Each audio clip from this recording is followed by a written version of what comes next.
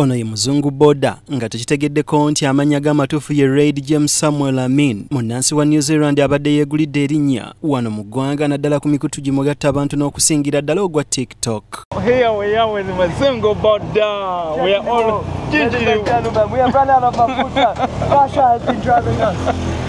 Abadde akola ebintu ebyenjawulo katukiyite content naye ng'okusingira ddala abadde alabika nnyo nga avuga ebidduka mu ngeri ez'enjawulo wuuyo mu byalo n'abaana n'ebintu ebirala.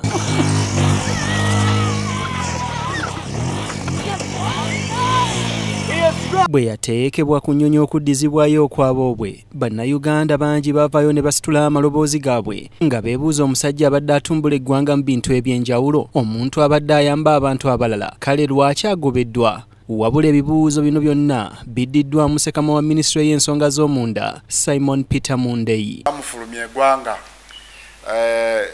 weeks bbiri eziyise, omwami ono twamuggyawo mu ggwanga ku nsonga y'okumusanga nga akolera ku mpapula ezitali ntuufu. Twamusanga nga araninga organization NGO etali ya gavumenti ate nga akiraninga mu bukyamu nga akikolera ku visa kye tuyita visitors visa. Bw'oba ofunye visitors visa olina okuba nga oli mulambuzi n'ojja n'olambula n'ogenda mu kifo ekirala naye sibyono omwami Reid Samuel byabadde akola. Ng'ogyeko okubeera nti tabadde na bbaluwa zimukkiriza kukolera wano mu ggwanga, Mundeyi atutegeezezza nti abadde atandise nate okuyingira ebitamukwatako nga yeefuula nnyini omwogezi wa gavumenti. Abadde ndowooza self-styled omwogezi w'eggwanga nga self-styled nga yayogera ku bintu bya pothole, nga yayogera ku bintu bya bwavu, ebintu bwebito. So twamukwata naye mwenyi naye n'akkiriza nti abadde abikola mu bumenyi bw'amateeka. Kyokka Minisitule y'ensonga z'omunda ewakanyizza okubeera nti muzungu boda ono yatwalibwa ku mpaka tukiyite deportation nga kale waddembe okukomawo kuno singa atereeza ebiwandiiko bye era ng'ayita ne mu mateeka. Twamufulumya tetwamudeportinga. Deportation kibeera kigambo kirala ate kinene nnyo. Deportation kitegeeza nti bw'oba ofulumya eggwanga tokomawo, bwe bakufulumiza tokomawo. Ate order ya deportation esayiningibwa abantu abo babiri, Minister wa Internal Affairs ne court. Minisitule yatuuka n'ekiseera n'erowooza nti muzungu boda ono yeetaaga kusooka keberebwa mutwe olw'ebintu bye yakolanga minisitule byerumiriza nti byali byesisittaza. Waliwo n'ebintu ebimu byali akola nga biraga nga obwongo bwe obutali butuufu bulungi.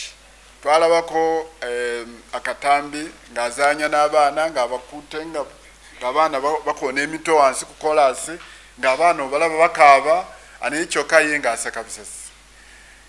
Wuuyo ali awo n'akwata omukyalo omukadde asitudde ettooke mu kyalo simanyi weeyo n'amuggyako ettooke ku mutwe n'aliteeka ku mutwe kwe. Omukyala bw'agezaako okulwanira ettooke lye n'amunyonywako amabeere nekinyiiza omukadde oyo n'akwata omutwalo n'amuwa. Ndowooza bwe yamuwa omutwalo omukadde n'asanyuka n'abivaako.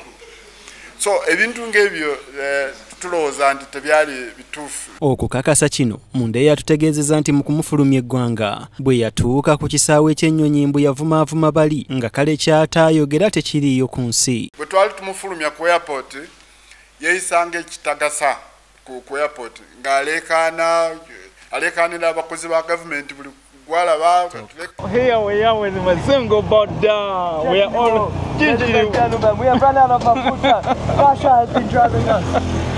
Abadde akola ebintu ebyenjawulo katukiyite content naye ng'okusingira ddala abadde alabika nnyo nga avuga ebidduka mu ngeri ez'enjawulo wuuyo mu byalo n'abaana n'ebintu ebirala.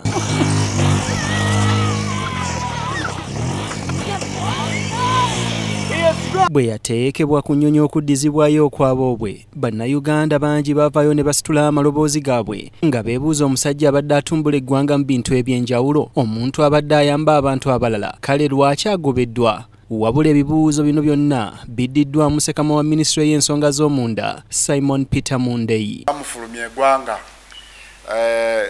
weeks bbiri eziyise, omwami ono twamugjawo mu ggwanga ku nsonga y'okumusanga nga akolera ku mpapula ezitali ntuufu. Twamusanga nga araninga organization NGO etali ya gavumenti ate nga akiraninga mu bukyamu nga akikolera ku visa kyetuyita visitors visa bw'oba ofunye visitors visa onookubanga oli mulambuzi n'ojja n'olambula n'ogenda mu kifo ekirala naye sibyono omwami Reid Samuel byabadde akola. Ng'ogyeko okubeera nti tabadde na bbaluwa zimukkiriza kukolera wano mu ggwanga, Mundeeye atutegeezezza nti abadde atandise nate okuyingira ebitamukwatako nga yeefuula nnyini omwogezi wa gavumenti. Abadde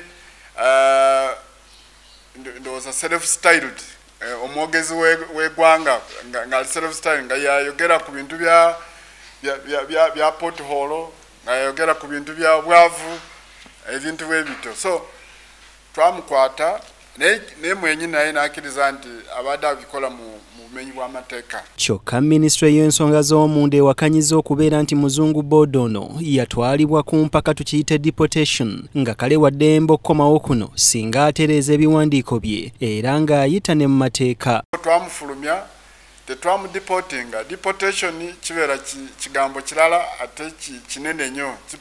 Deportation kitegeeza nti bw'oba ofulumya eggwanga tokomawo, bw'oba kufulumiza tokomawo. Ate order ya deportation esayiningibwa abantu babiri, Minister wa Internal Affairs ne court. Ministry yatuuka n'ekiseera n'erowooza nti muzungu Board ono yeetaaga kusooka keberebwa mutwe olw'ebintu bye yakolanga ministry byerumiriza nti byali byesisittaza. N'ebintu ebimu byali akola nga biraga nga obwongo bwe obutali butuufu bulungi.